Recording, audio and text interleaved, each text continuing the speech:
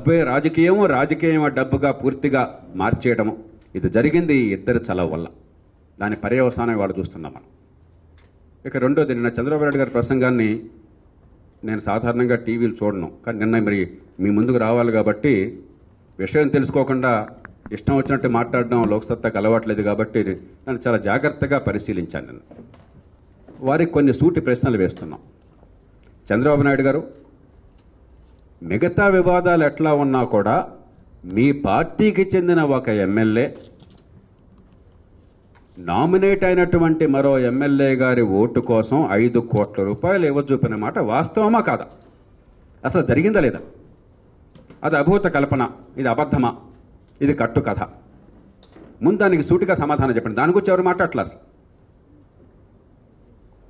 2, అది జరిగినట్టయితే అది మీ అనుమతితో జరిగిందా, లేకపోతే ఒక సాధారణ ఎమ్మెల్యే తన సొంత పూచీకత్తు మీద మిమ్మల్ని సంప్రదించకుండా, మీ అనుమతి లేకుండా, మీ ఆదేశాలు లేకుండా, మీ ప్రేరేపణ లేకుండా సొంతంగా 5 కోట్ల రూపాయలు ఖర్చు పెట్టి పార్టీ కోసం, ఒక ఎమ్మెల్సీ గెలుపు కోసం 1 ఓటుకి 5 కోట్లు ఇవ్వడానికి సిద్ధపడిన మాట అదా జరిగింది?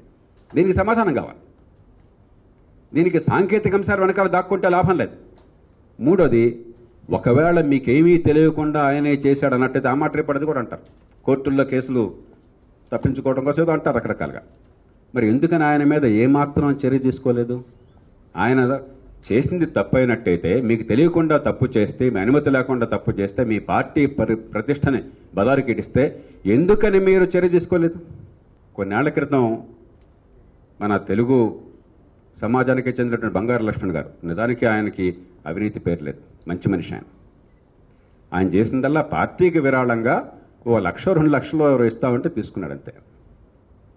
ఒక జాతీయ పార్టీ అధ్యక్షుడు కేవలం 1 లక్ష రూపాయలు విరాళంగా స్వీకరించిన కారణంగా, దానికి చెక్ ఇవ్వలేదు, దానికి చెక్ రూపంలో తీసుకోలేదు, రసీదు వెంటనే ఇవ్వదన్న కారణంగా ఆయన పార్టీ అధ్యక్ష పదవి పోయింది.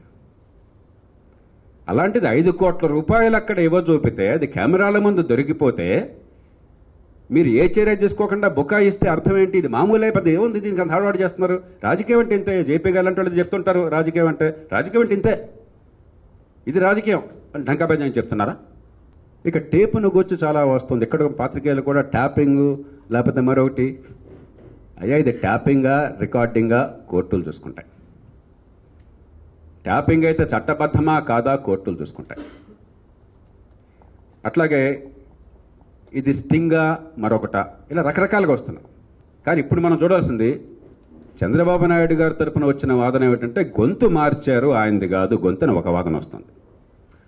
మరొకటేమొస్తుంది, గొంతు ఆయనదే అయినట్టయితే ఫ్యాబ్రికేట్ చేశారు. నిన్న ఆయన ప్రసంగంలో కూడా 3-4 సార్లు ఫ్యాబ్రికేట్ అన్న పదం వచ్చింది, మీరు గమనించుంటారు. ఫ్యాబ్రికేట్ చేశారు అంటున్నారు. చంద్రబాబు నాయుడు గారు సూటిగా అడుగుతున్నాం, ఆ గొంతు మీదే అని తేలినట్టయితే, ఆ టేప్ ఫ్యాబ్రికేట్ కాకపోయినట్టయితే దీన్ని ఫోరెన్సిక్ ల్యాబ్స్ పంపిద్దాం. ఈ దేశంలో సాంకేతిక విజ్ఞానం ఉంది, సెంట్రల్ ఫోరెన్సిక్ ల్యాబ్స్ ఉన్నాయి జాతీయ స్థాయిలో. హైదరాబాద్లోనే మంచి ఫోరెన్సిక్ ల్యాబ్ ఉంది, ట్రూత్ ల్యాబ్ లాంటి స్వచ్ఛంద సంస్థలు ఉన్నాయి. ఒకటి పంపిద్దాం. ఇది ఫ్యాబ్రికేట్ అయిందా, గొంతు చంద్రబాబు నాయుడు గారి దగ్గర తెలుసుకోవడం అసాధ్యం కాదు. గొంతు మీదే అని తేలితే, అది ఫ్యాబ్రికేట్ కాదని నిర్ధారణ అయినట్టయితే మీరు రాజీనామాకి సిద్ధమా? మీరు పదవి నుంచి తప్పుకుంటారా? అసలు ఈ ట్యాపింగా రికార్డింగా ఇవన్నీ తేల్చవలసింది కోర్టుల్లో. ఈ సాక్ష్యాన్ని ప్రవేశపెట్టడం చట్టబద్ధంగా తేల్చడం కోసం ఇండియన్ ఎవిడెన్స్ యాక్ట్ కింద. అట్లాగే స్టింగా కాదా, ఇదంతా కూడా శిక్ష వేయడానికి ఈ సాక్ష్యం ఉపయోగించదా లేదని చూడడం కోసం. అంతేగాని ఒక క్రిమినల్ కేసులో శిక్ష పడడానికి కావలసినటువంటి ప్రమాణాలు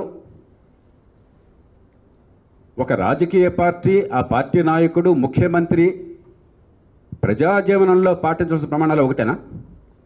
అంటే ఒక హంతకుడికి కోర్టులో శిక్ష పడాలంటే ఏ రకమైనటువంటి అనుమానానికి ఆస్కారం లేని రీతిలో beyond any reasonable doubt proof ఉండాలి. దానికి రాజకీయాల్లో మీరు పదవిలో ఉండడానికి ఒకే ప్రమాణమా? అంటే ఆ స్థాయికి దిగజార్చారా రాజకీయాల్ని? హత్య చేయడమో రాజకీయం చేయడం ఒకే రకంగా భావిస్తున్నారా మీరు?